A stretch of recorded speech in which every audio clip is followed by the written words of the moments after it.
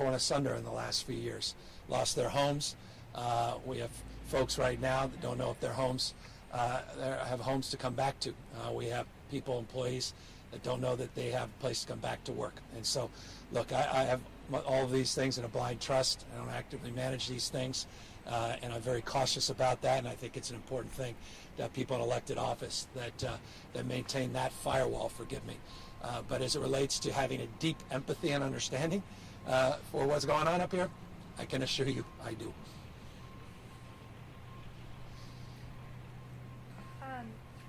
I also wanted to, you referenced just the relentless nature of these fires, and certainly Sonoma and Napa counties, Butte County, I think there is this sense that we're never going to escape this.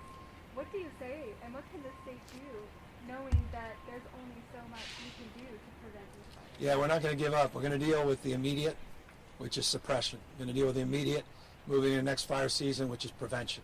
And we're going to deal with the medium and long term, which is bolstering our resources, both equipment and suppression technology, personnel, human resources, but also look at the long-term issue, which is a trend line. Hottest August in history. Hottest recorded temperature on planet Earth, at least since 1931 in Death Valley just a number of weeks ago. We're seeing hots getting much hotter, the dries getting much drier. We're seeing what traditionally have been smaller, containable fires become unprecedented mega fires. We have 163 million dead trees because of unprecedented drought between 2011 and 2017. We're dealing with extremes that scientists had predicted. We're dealing with temperatures that objectively, not subjectively, are hotter than they've ever been in modern recorded history in the state of California. So many of the things we projected and predicted would occur in 20, 30, 40 years are taking place today. And that's why we need to decarbonize our economy. That creates opportunity, that creates a strategy that's inclusive, where we're not leaving communities behind, and that we future-proof the state of California, which is my commitment and resolve. Those are big picture concepts. We've got farm workers out of housing, working under these conditions. We've got a pandemic. What can you say to kind of the day-to-day reality of people who are living in these fires? Well, there's no state in the country that's done more on paid sick leave, workers' comp, addressing the pandemic, and health supports, worker supports, eviction protections, moratorium on a series of other issues that create compounding stress on families. We've tried to provide unprecedented supports for working folks and earned income tax credit, over $1 billion distributed in the last number of months. We're trying to address the immediate needs of people that have been evacuated from their homes and taking our COVID protocols and getting people out of congregate shelters to the extent possible into individualized hotel rooms where their health and their safety are considered based upon the COVID protocols. We have learned a lot through our evacuation and communication strategies because of incidences that have occurred in the last number of years in and around this region of the state. And those are being utilized in real time. The relationships that we form with county sheriffs, local health officers, local emergency operators is second to none. There's a familiarity, including our protocols on PSPS, these power shutoffs, $50 million we're distributing today to cities and counties to help support their local efforts on resiliency and protocols for evacuation and supporting communications infrastructure even during those PSPS protocols. So we're putting everything we can in the immediate, and again, never giving up situationally on getting these fires suppressed, getting back into a framework where we are managing more actively our forests and preparing for next year's wildfire season with urgency. Governor, California is often tip of the spear. We came up in the presidential debate. Our fires came up in the presidential debate. What did you make about how that was? I'm glad. I mean, climate change wasn't even brought up in the 2016 presidential campaign, at least in the debates. It was wonderful to see it in the first debate.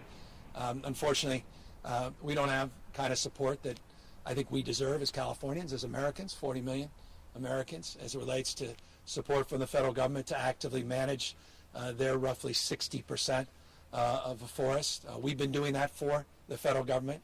The majority of the work that's been done on federal forests. It's been done by taxpayers of the state of California. We want to see more support in that area.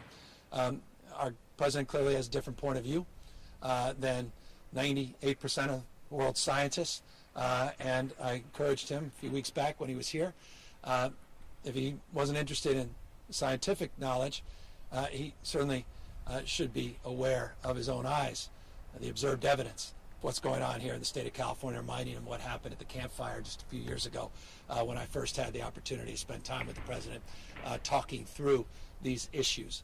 And so we're hopeful that we're making a dent, and I thought it was encouraging that it came up in presidential debate to continue to raise consciousness, not just for the president, but for others across this country, that climate change is real, it's severe, and in closing, that Mother Nature's joined the conversation. She bats last, she bats 1,000.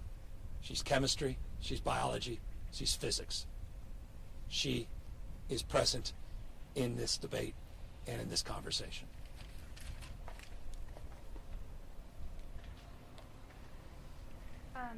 I have a question from another reporter to ask you that's not related to fires. The question is, are you giving into pressure from Disney and other theme park operators to open amusement parks prematurely, potentially risking spread of the virus? Answer is unequivocally no, and that's demonstrable by the guidelines that we put out last night. And I'd encourage the questioner to take a look at the guidelines we put out and the tier that we placed the reopening of those theme parks as an example, a proof point of my assertion that we are not putting the health and safety of people visiting the state or recreating in the state at theme parks at risk.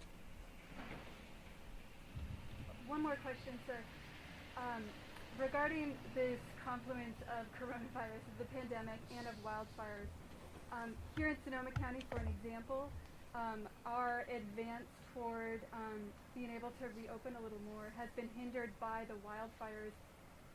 3/4 of our public health staff is evacuated. Yeah. We can't contact trace, lab results are delayed. What type of support might the state give to communities like that? We're actively engaged, working with your local health officers, working to offset impacts not only on contact tracing related to wildfires, but substantial impacts related to testing because of the wildfires. You saw our total daily average of tests in the state of California drop from about 150,000 to below 100,000 because of all of these active wildfires. Over 8,200 wildfires year to date in the state of California. 3.4 million of the 3.95 million acres that have burned in the state have burned just since August 15th. And that's impacted our entire healthcare delivery system, the economy of the state, and certainly impacted our ability to meet the demands and expectations of 40 million people. So we'll continue to actively work to support and supplement efforts at the local level. The distribution of the PSPS money today is, again, a proof point example.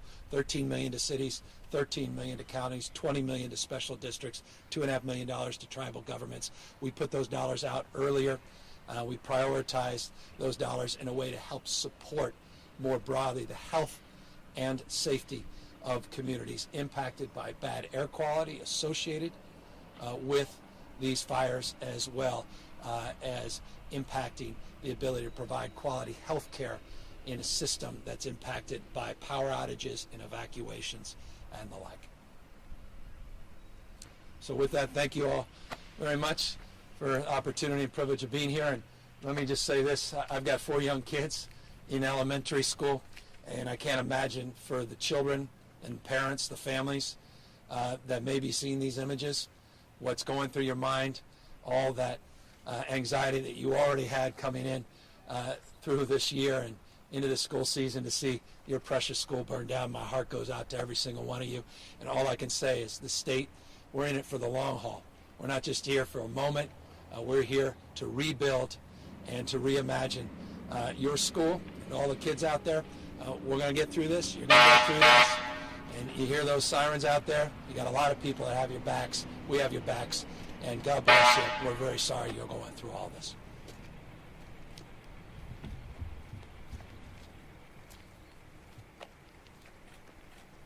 Thanks for the question.